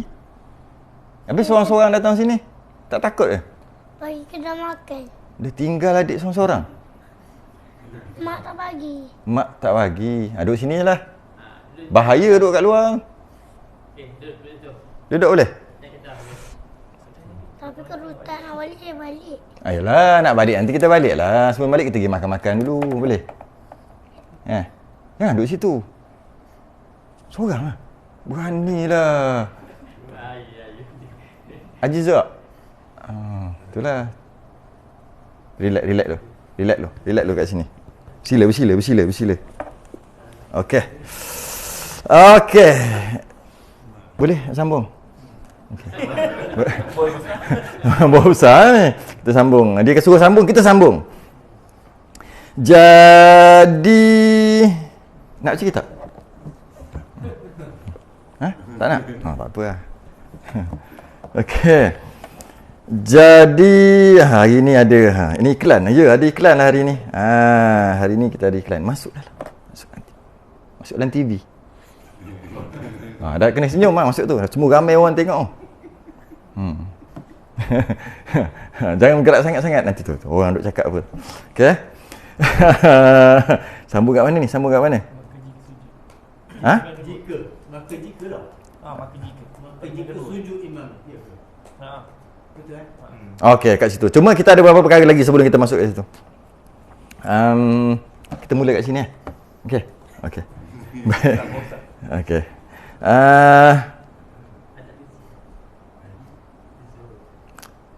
Ayah dia tengok live nanti, anak aku ada dalam ni. Jap. Dah terberhenti dah. Susah lah. Nak sambung payah. Ulama besar ada kat sini. Itu yang risau tu. Ada ulama besar. Ini tak tahu mazhab mana. Okey. Tak ada. Ni okey ni. Ni ahli sunnah wal jamaah ni. Ke ahli punah wal jamaah? Tak, ahli sunnah. Mantap. Okey.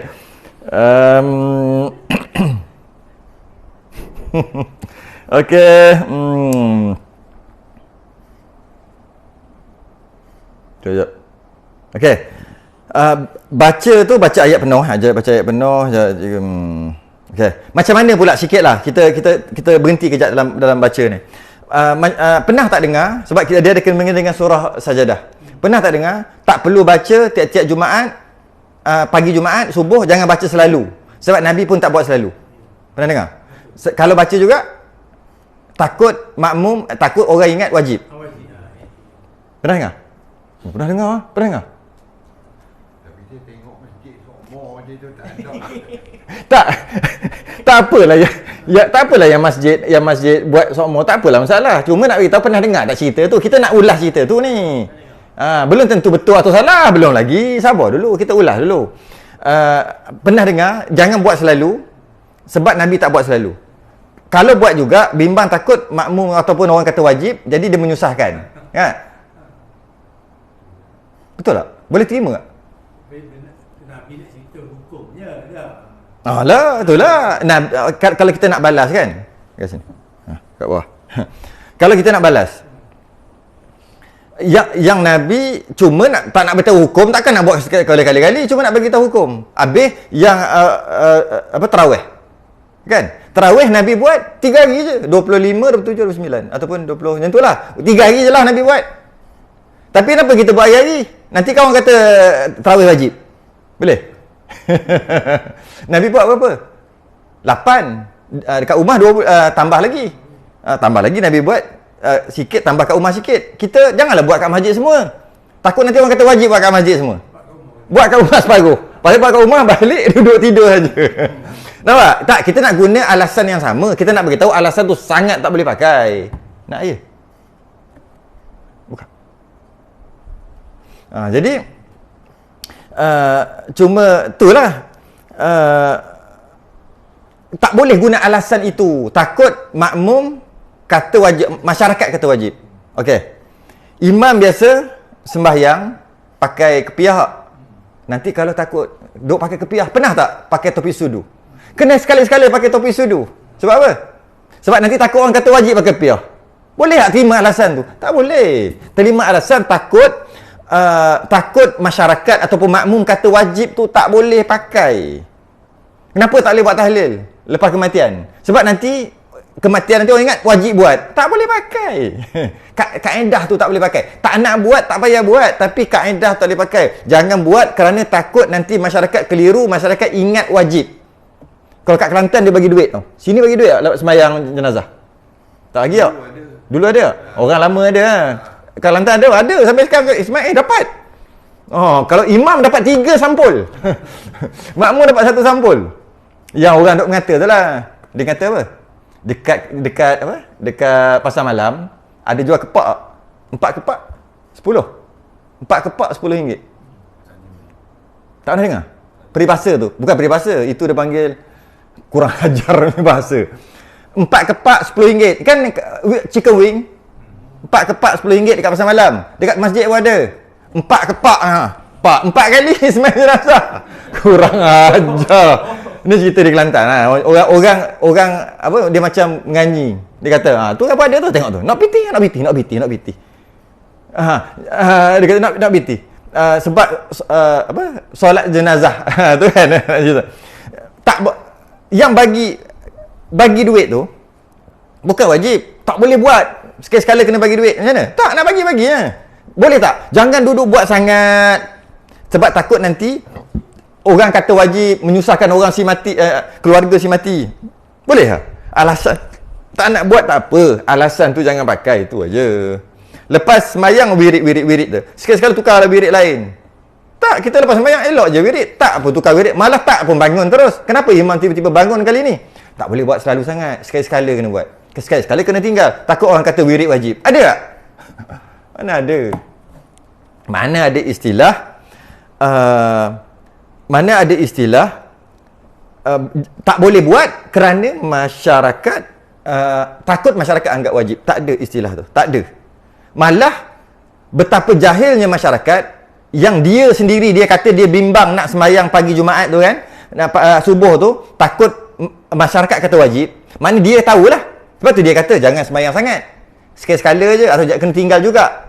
Maknanya dia tahulah. Dia berdosa. Tahu tak? Dia berdosa. Sebab apa dia berdosa? Fardu kifayah lah. Sampai teruk sikit. Punyalah teruk masyarakat sampai tak tahu mana wajib mana sunat. Siapa yang tahu? Dia lah yang risau tu tahu. Dia berdosa sebab tak buat fardu kifayah itu mengajar.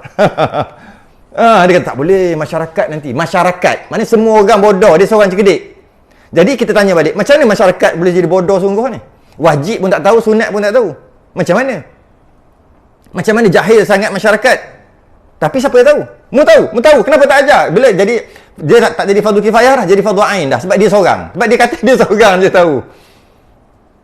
Sepatutnya sebahagian segolongan mengajar, maka yang lain tu terlepas mengajar. Sekarang ni jahil tu maknanya tak ada orang mengajar. Mu orang mengajar sebab dia seorang. Yang risau tu lah. Tak boleh guna alasan tu. Tak pernah pun kita tengok imam pakai baju t-shirt gambar tengkorak, pakai topi sudu, masa nak sujud tolak tepi. Kadang-kadang tak pakai kepiah sembahyang. Pernah kita tengok kat masjid surau, tak jumpa. Tapi tadi jumpa. Tapi tadi lain tu budak-budak. Jadi tak boleh guna alasan itu. Jadi tiap-tiap pagi Jumaat memang sunat baca. Memang sunat baca. Walaupun Nabi tak buat setiap kali. Tak nanti Nabi kena buat setiap kali. Kalau Nabi buat setiap kali, akhir sekali jadi wajib. Akhir sekali jadi wajib. Janganlah solat qabliyah ba'diyah setiap kali semayang. Takut nanti masyarakat tengok imam tu lepas semayang dia semayang satu lagi. Wajib kot. Boleh ke guna alasan tu? Lain kali imam kadang-kala lepas semayang terus tak semayang ba'diyah, terus pergi kedai kopi. Sebab takut makmum cakap wajib. Nak cerita alasan tu tak boleh pakai. Dan tuntutan sujud tilawah ni sangat besar. Dalam kitab Kashful Litham. Pernah kan? Kashful Litham. Ada. Kashful Litham, kitab Melayu karangan Syekh Zainul Abidin. Zainul Abidin ataupun dia terkenal dengan Tuan Minal. Dengar ngarang kitab apa? Tuan Minal. Tuan Minal. Ada orang pernah dengar. Okey. Yang maksudnya dia kata tuntutan pagi Jumaat untuk sujud tilawah tadi sangat kuat tuntutan walaupun baca 3 ayat. Maksudnya sebab sekurang-kurang surah berapa ayat? Sekurang-kurang 3 tak? Surah apa? Inna A'tayna. Memang situ memang semua hafal. Semua hafal. Itu memang popular. Memang kita kalau sembahyang seorang Inna A'tayna. Itu kalau yang baik baca. Inna A'tayna tahu? Tahu? Hafal? Tak tahu. Inna A'tayna tahu? Uish. Zikir. Okey, zikir 70,000 kali insya-Allah. Okey. Zikir. Okey. Ayah dia mana ni? Gelap-gelap malam-malam ni. Oh, ada ayah dia. Orangnya ayah dia. Ayah dia dah mari dah. Dia dah zikir dah. Dia kata cukup 70,000 dah. Okey, ayah datang. Lega aku. Risau. Ya Allah. Hai. Okey. Okey. Walaupun baca 3 ayat. Sebab minimum satu surah 3 ayat. 3 ayat. Untuk pagi Jumaat. Itu bagi orang yang tak hafal lah. Malah kalau nak buat saja pun boleh. Kalau kita duduk rumah seorang, hafal 3 ayat. Dekat Walau tara izil mujrimuna nakisu ru'usihim 'inda rabbihim rabbana absarna wa sami'na farji'na na'mal salihan inna muqinun. 1. Walau syi'na. 2. 3. 4. Tak boleh 4 lah. Sebab 3 tak cantik. Kalau 3, walau syi'na la'ataina. Tak cantik ayat dia. Cerita tu tak cantik, macam tak habis. Kita ambil walau tara 4 lah. Walau tara idzil mujrimuna nakisu ru'usihim 'inda rabbihim rabbana absarna wa sami'na farji'na na'mal salihan inna muqinun. 1. Kita hafal yang tu. Walau syi'na la'ataina kulla nafsin hudaha walakin haqqal qawlu minni la'amla'anna jahannama minal jinnati wan nasi ajma'in. 2. Yang ketiga, fadhuku bima nasitum liqa'a yaumikum hadha inna nasinakum wa dhuku 'adzabal khuldi bima kuntum ta'malun. 3. Betul? Innama yu'minu bi ayatina alladhina idza dzukiru biha kharu sujada wa sabbahu bihamdi rabbihim wa hum la yastakbirun. Tu sujud. Tatajafa bukan, sujud. Subhana rabbiyal a'la, subhana rabbiyal a'la 3 kali. Lepas tu sajada wajhil ladzi 3 kali. Itu mazhab Syafi'i lah. Tak baca apa pun tak apalah. Okey, baca apa pun tak apa, okey. Kemudian bangun. Tatajafa junubuhum tak payah. Terus rukuk. Sebab ini cerita yang minimum requirement. Sebenarnya minimum innama yu'minu bi ayatina alladhi. Dia satu ayat je. Tapi setengah ulama kata baca tebuk surah makruh kalau kurang daripada 3 ayat. Sebab satu surah minimum 3 ayat. Jadi kita ambillah 3, 4 lah. Sebab nak sempurnakan cerita tu ambil 4 ayat. Hafal yang tu aja. Lepas dah tu terus bangun. Sepatutnya tatajafa junuhum 'anil madha. Panjanglah pula, tak payah. Bangun Allahu akbar. Allahu akbar. Buat dekat surah masjid pun boleh, tapi kena beritahu awal, takut lepas ni saya bangun, saya terus rukuk tau. Saya tak baca sambung dah. Tak dan. Sekarang subuh lambat. Subuh lambat nak pergi kerja tak? Kalau tidak nanti kan tak payah buat. Kalau tak buat nanti kan rugi. Kalau tidak, kalau buat nanti habis pukul 6.45. Lepas tu komplain pula. Ngepek lu situ. Biasa komplain lah. Komplain. Jadi nak pergi kerja. Tadi saya akan baca 3 ayat. Sebab tak perlu bagi tahu. Tapi bagi tahu untuk nak bagi harmoni sikit kat belakang tu. Lepas saya baca 3 ayat, saya sujud, saya bangun tu sekejap aja. Lepas tu saya terus rukuk. Jangan tak ikut rukuk pula. Bagi tahu dia. Terus. Rakaat kedua macam apa? Betul. Sunat insan. Tu nampak duk diam-diam tahu tu. Sunat insan juga walaupun tak habis. Tak, dia macam ni. Rakaat pertama sunat sajadah. Afdal penuh. Minimum 4 ayat tadi untuk sempurna cerita. Tu minimum. Sebenarnya minimum 1. Tapi nak meraihkan, sebagai ulama kata 1 tu makruh. Tapi kalau baca 1 tetap ada sujud juga. Okey. 4 ayat cantik, cukup habis cerita. Kemudian masuk rakaat yang kedua, tetap juga sunat insan. Tapi kita perasan tak? Orang sembahyang, imam sekarang dipotong 2. Bagi 2. Kenapa kita tak tentang sangat? Sebab benda sunat dan benda janganlah tentang. Tapi kalau nak kira, daripada dia kerat 2, lebih baik dia baca mana yang dia nak baca, sebanyak mana yang nak kerat. Biasa kat mana? Kat mana biasanya? Tata Jaffa junum nak baca panjang sangat pula sampai mana? Apa? Sampai kat mana? Walaqad ataina Musal kitab. Dia berhenti kat situ lah. Itu rakaat seterusnya. Walaqad ataina Musal kitab tu. Okey. Jadi dia berhenti, lepas tu dengan niat rakaat kedua nak sambung walaqad ataina Musal kitab. Okey. Biar berhenti je. Bangkit nanti hal atal insan. Baca 3 ayat minimum. Baca separuh silakan. Maknanya rakaat pertama disunatkan sajadah, surah sajadah. Afdal penuh, minimum 4 ayat untuk habis cerita, minimum janji sah 1 ayat. Rakaat kedua sunat baca surah ya, tapi surah tetap insan juga. Jika baca insan penuh afdal. Tak penuh tetap dapat juga insan, tapi insan dapat pahala, insan dapat pahala, surah dapat. Kalau rakaat pertama baca separuh, rakaat kedua baca sambungan surah sajadah, dapat pahala surah. Memang baca surah dapat pahala. Sebab tu kita tak tekan sangat. Sebab benda ni tak boleh ditekan. Nanti orang ingat macam salah besar. Tak salah pun. Dari sudut kecerdikan. Cerdik kalau orang buat macam ni. Kalau macam tu tak berapa cerdik. Tapi tak salah. Malah dapat pahala pun. Sebab tu kita tak boleh tekan sangat. Tak cerita dalam kuliah maghrib gitu. Kuliah ni cerita lah kan. Mari tak cerita. Tak boleh. Sebab nanti orang faham macam salah. Tak salah. Cuma kalau kata rakaat pertama dia baca sajadah tapi tak habis, rakaat kedua dia sambung sajadah, dapat pahala rakaat kedua tu. Rakaat pertama dapat pahala surah dan sajadah. Surah dapat pahala, baca surah dapat pahala, sajadah pun dapat pahala. Surah sajadah. Rakaat kedua dapat pahala surah saja.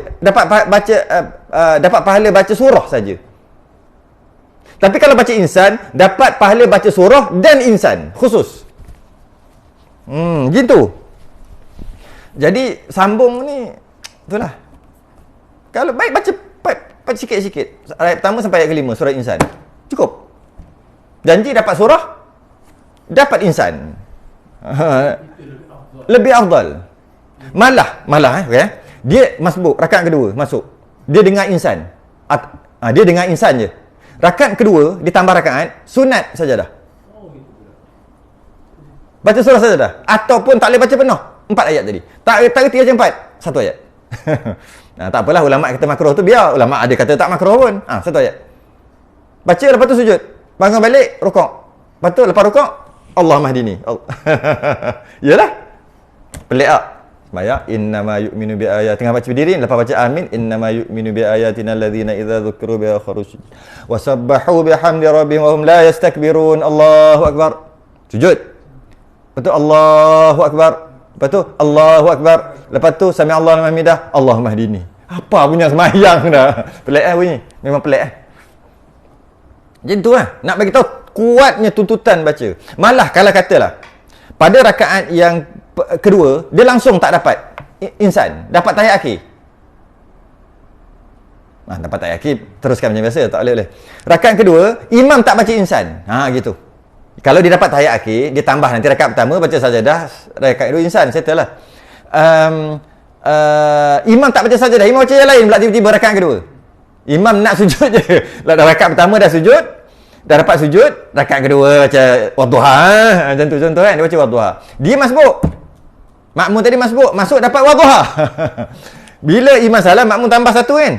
Sunat baca insan, lepas habis insan, sunat baca sajadah. Lepas tu sujud. Bukan baca sejadah dulu. Tak, insan dulu. Sebab itu tempat dia. Dia kena raikan tempat. Rakaat kedua kan sajadah, dia dapat rakaat pertama tadi. Lepas baca insan, baca sajadah, lepas tu sujud. Dia dapat tengah tahiyat akhir. Tak, yang tahiyat akhir tu normal. Dapat tahiyat akhir, bangun-bangun, sajadah, rakaat kedua insan. Ini yang dia dapat rakaat kedua. Imam baca wadduha. Imam baca wadduha. Imam di mana dia tak dapat insan, dia tak dapat sajadah. Dua-dua tak dapat. Tapi dapat satu rakaat.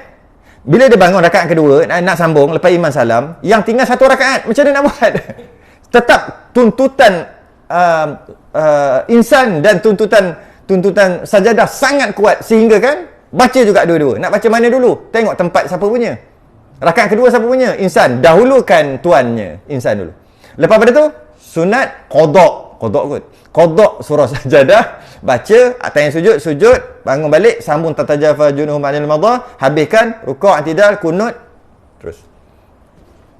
Nampak? Nak itu kuatnya tuntutan surah sajadah dengan surah dahri ni, surah insan ni. Kuat sangat sampai ke macam tu. Dah habis dah dapat tahiyat, dah masbuk sekalipun ada tuntutan. Baca punyalah panjang dalam satu rakaat kedua tu. Kuatnya tuntutan tu. Tiba-tiba kita kata jangan buat sebab takut nanti masyarakat kata wajib.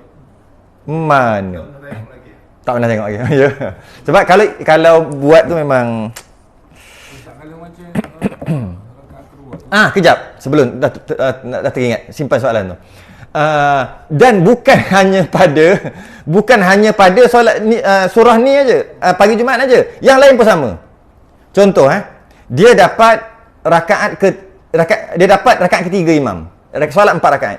Bila sembahyang apa? Yang 4 rakaat. Bila imam tahiyat awal, imam bangun rakaat ketiga, dia baru masuk. Dia ada tak surah? Makmum tadi. Sepatutnya ada surah kat situ dia kan, tapi tak ada sebab imam tak sempat. Imam pun tak baca. Rakaat keempat imam, dia rakaat kedua, tak ada juga kan? Okey. Rakaat ketiga, rakaat keempat sunat baca surah. Qadha. Itu pernah dengar? Tu pernah dengar. Sebenarnya sama je. Sama je dia punya tu. Cuma yang tadi tu masyru' khusus, iaitu pagi Jumaat insan sajadah insan. Sebab tu dia kait tu. Yang tadi dia tak kait surah apa. Rakaat ketiga, rakaat keempat baca surah. Baca surah rakaat ketiga, rakaat keempat. Tapi tak kait surah apa. Sebab tu baca je. Yang ni ada kait. Sebab tu bila ada kait surah tu, maka walaupun satu rakaat sekalipun baca 2. Kalau dia tak boleh dengar. Kalau dia dah dengar insan, imam dah baca insan, rakaat kedua tu sajadah saja. Nak bagi tu kuat itu tuan. Tiba-tiba alasan yang remeh. Jangan baca tiap-tiap. Kalau malah cakap malah. Tak payah baca. Tak wajib pun. Imam pun ada kerja lain kok. Berdiri lama-lama kesian dekat makmum juga. Tak payah baca kali ni, hari ni tak payah baca ini. Okey lah. Jangan guna alasan itu, iaitu takut makmum kata wajib. Tu alasan tu yang kita tentang. Kita tak tentang kalau tak buat. Ada tempat tak buat, tak pernah buat pun. No problem. Imam tak hafal. Tak ada masalah. Tak payahlah buat. Yang kita tentang alasan tu. Dah kata tak nak buat, dia pakai alasan konon-konon masyarakat cakap wajib konon. Pandai pusing. Dia sendiri malah. Cakaplah malah. Habis berdosa? Tak berdosa kan? Malah-malah. Kami, style kami, surau masjid kami, style kami memang tak buat. No problem. Alasan tu yang kita tentang. Alasan tu. Habis. Pukul apa dah? Allah 11.30 baru nak maka jika sujud. Soalan tadi lupa. Ke orang tanya pun lupa juga. Rasa dah tak boleh lagi dah ni. Sebab Zaidi yang ngatur. 11.30. Maka jika sujud imamnya tiada ia mengikut. Imam sujud, dia tak sujud. Makmum tak ikut. Makmum tak ikut. Atau tiada sujud imamnya. Imam tak sujud, baca basis tak sujud. Ia sujud. Ia makmum. Jahannam lah makmum itu. Macam mana nantilah. Nanti sambung nanti. Sebab dia memang banyak mukadimah awal-awal ni. Lepas ni baca lagi lah. Maka jika sujud. Berhenti kat situ. Maka jika sujud imamnya tiada mengikut. Separuh muka surat je. Maka jika sujud imamnya dan tiada ia mengikut. Itulah.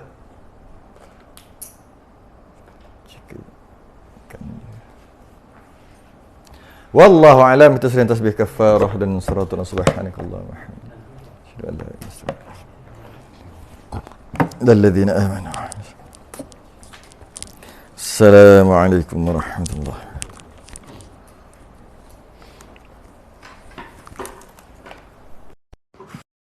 wabarakatuh. Macam dia sama juga. Jangan bersedia. Ni nak jual. Ya Allah, ya Allah. Gini.